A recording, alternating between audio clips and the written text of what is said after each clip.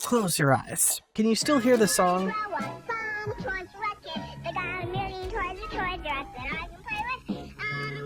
It was the soundtrack to the best day of your childhood. A kingdom of color and noise, a place that was supposed to last forever. Then it was gone. The doors were locked, the lights went out, and Jeffrey the giraffe walked off into a plushy jungle. The story everyone hears is that Amazon killed Toys R Us. Amazon may be considering expanding their brick-and-mortar presence. The online retail giant is looking to buy up several storefronts left vacant by the bankruptcy of Toys R Us. But that's not true. The fatal blow wasn't a competitor. It was a $5 billion weapon of mass destruction, fired from inside by the very people who promised to save it.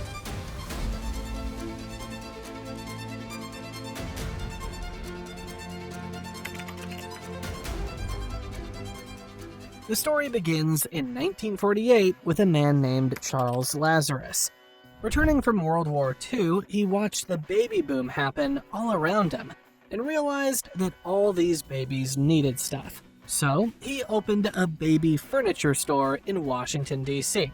He quickly realized that while parents bought a crib once, they came back time and again for toys. Lazarus was a visionary, and he applied the supermarket model of high volume, low prices, and a massive selection under one roof to toy selling. I guess I discovered as we went on, by the time the second baby came, they didn't buy a new high chair, they didn't buy a new crib, they didn't buy a new bathing thing, but they did buy new toys. He called it Toys R Us, with that iconic backwards R to look like a kid had written it. For decades, the model was unstoppable. They were a category killer, a store so big and so dominant, it drove smaller independent toy shops out of business. During its golden age in the 80s and 90s, its cultural footprint was immense. The "I don't want to grow up, I'm a Toys R Us kid" jingle was an anthem for an entire generation. Play with, I don't want to grow up. I'm a Toys R Us kid. They got the best for so much less. You'll really flip your lid. It's the biggest toy store there is. Gee whiz!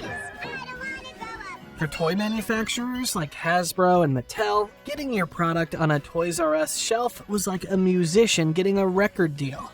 It was the big league. The company's purchasing power was enormous, shaping the entire industry and dictating which toys became the year's must-have items. It wasn't just a retailer, it was a kingmaker. But by the late 90s, the kingdom was showing cracks.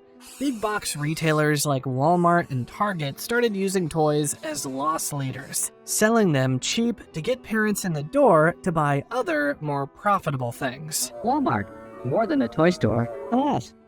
Then came the internet, and a small online bookstore called Amazon, and a decision by Toys R Us that would haunt them forever.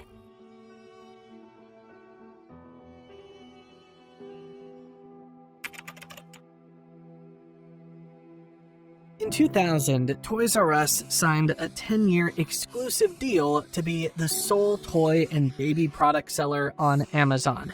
It made sense. Amazon knew the internet, and Toys R Us knew toys.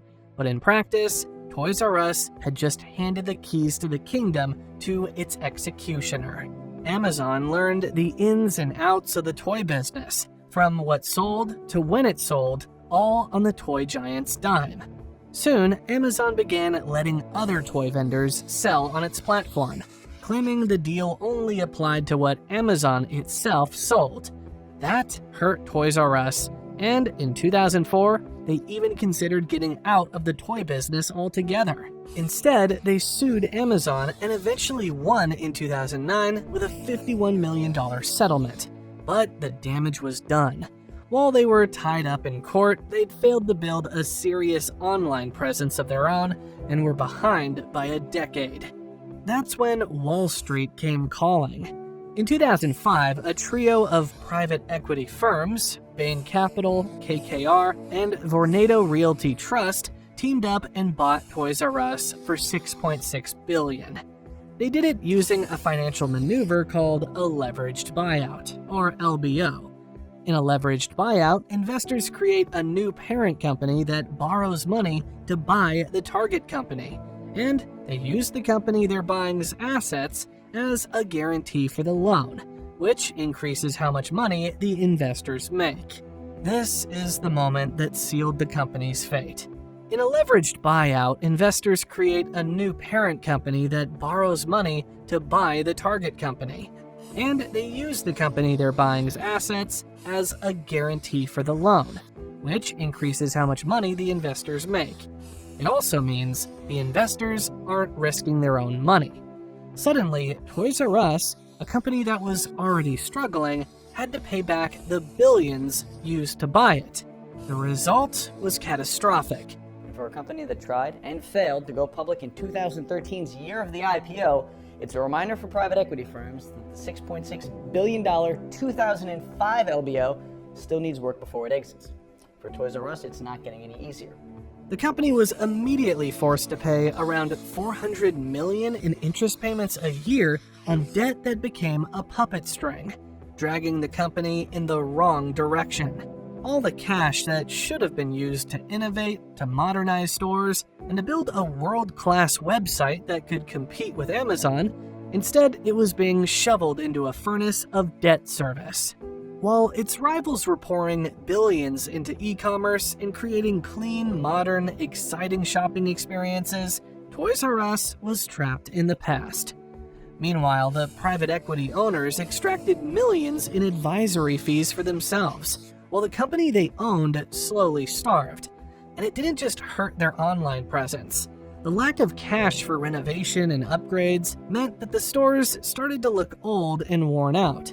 The shelves were messy, the staff was cut back, and the magic was gone. Customers began to complain that the stores were getting tired, more like depressing warehouses than wonderlands of fun.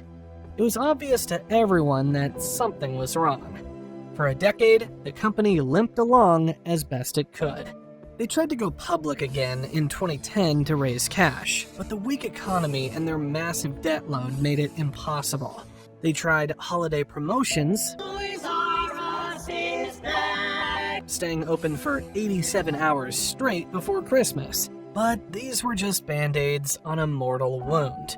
They were trying to play a sophisticated 21st century game, but the LBO had taken their batteries out.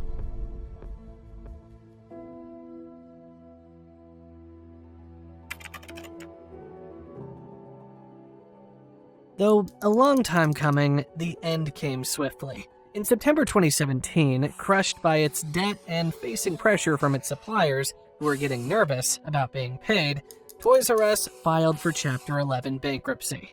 The plan at first wasn't to just pack all their toys away. It was to restructure, shed some of the debt, and come back leaner and stronger. I was at work that day. Dave Brandon then has like this conference call. I just want to reassure all of you that you are all safe. Your jobs are all safe. We are just restructuring a loan. They even borrowed more money to keep the shelves stocked for the crucial holiday season. Nearly 70-year-old Toys R Us is looking to potentially file for bankruptcy due to its massive debt. But the 2017 holiday season was a disaster.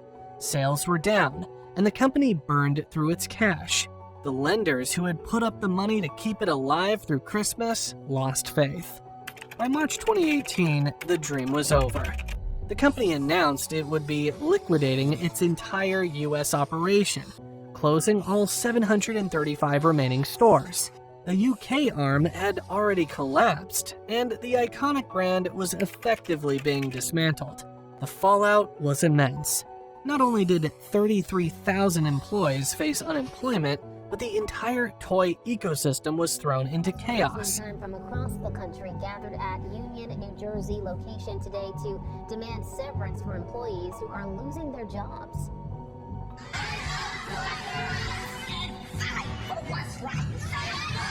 Companies like Hasbro lost their single biggest partner, a physical showroom where new products could be discovered year-round.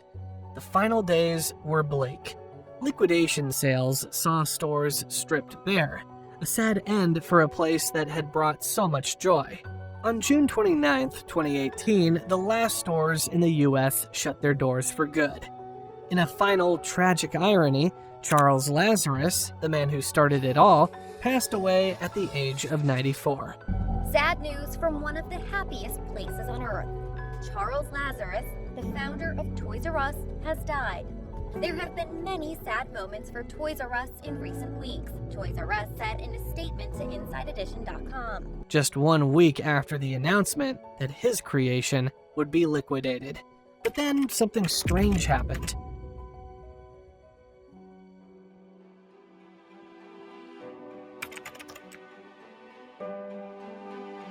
The company that owned Toys R Us's debt decided not to auction off the brand name and the beloved Geoffrey the Giraffe mascot. They must have realized that there was still some power in the brand. In 2019, under a new entity called True Kids Brands, they tried a comeback. They launched a new website where people could choose toys, then check out through Target, and they opened 2 smaller, more experiential stores in New Jersey and Texas. It was a noble effort, but the timing couldn't have been worse. The pandemic hit, and by January 2021, both of the new stores had closed. It looked like the comeback was over before it even began. But Geoffrey, it turns out, is a pretty resilient animal. In March 2021, brand management firm WHP Global bought a controlling stake in Toys R Us. Instead of trying to build a massive retail footprint from scratch, they came up with a new strategy. They formed a partnership. In August 2021, they announced that Toys R Us would be reborn inside of another iconic American retailer, Macy's. By the holiday season of 2022, there were Toys R Us shops within a shop in over 400 Macy's stores across the country. They also opened a new 2-story flagship store at the American Dream Mall in New Jersey. A second flagship opened at the Mall of America in late 2023. Once popular toy store chain is making its big return today. That's right, Toys R Us is opening up a new flagship store at the Mall of America. In late 2023, WHP Global announced plans for up to 24 new standalone flagship stores across the U.S., alongside a new push into airports and cruise ships. In the fall of 2024, the first of these new stores began to open their doors. In late 2025, even though its Australian arm has collapsed into administration for a second time, the US revival continued, with new stores opening and even a live-action movie about the company's history in the works. So what's the lesson in the story of Toys R Us? It's a cautionary tale about adaptation, about the failure to see the digital future coming. But more than that, it's a story about how modern finance can hollow out a beloved company. Toys R Us wasn't just beaten by its rivals, it was suffocated by its owners. The debt from the 2005 leveraged buyout was a poison pill from which it could never recover. The brand is back, but it's different. It's smaller, leaner, and more cautious. The days of being the undisputed king of toys are long gone. The retail world is more competitive than ever, and nostalgia alone doesn't pay the rent. The challenge for the new Toys R Us isn't just reopening stores, it's about proving that in a world of digital entertainment and next-day delivery, a magical place just for toys can still exist. Can the world's most famous toy store truly grow and thrive in this new era? We'll have to wait and see. The next chapter for Geoffrey the Giraffe is just beginning.